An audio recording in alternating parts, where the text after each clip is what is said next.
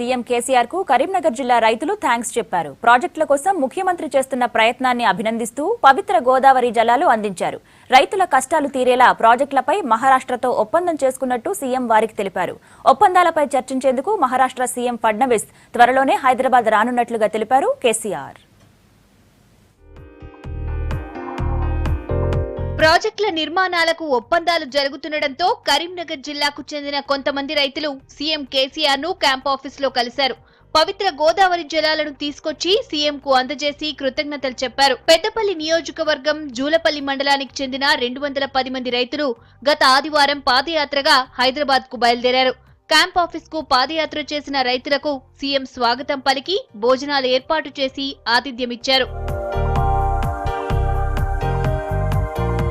గత పాలకులు పొరుగు రాష్ట్రాలతో పంచాయతీలు పెట్టి గోదావరి జలాలు రాష్ట్రానికి దక్కకుండా చేశారని రైతులతో చెప్పారు సీఎం. ప్రాజెక్టు ఎత్తు పేరుతో జరిగిన కుట్రలకు ఫుల్ స్టాప్ పెట్టి బతుకనియ్యి అనే విధానంతో మహారాష్ట్రతో తమిడిహెట్టి, మేడిగడ్డతో సహా మరో 3 ప్రాజెక్టుల నిర్మాణాలకు ఒప్పందాలు చేసుకున్నామని చెప్పారు.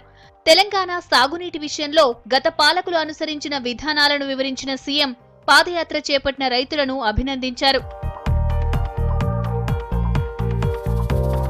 ప్రత్యేక రాష్ట్రం సాధించుకున్నట్లే బంగారు తెలంగాణను సాధిస్తామని సీఎం స్పష్టం చేశారు.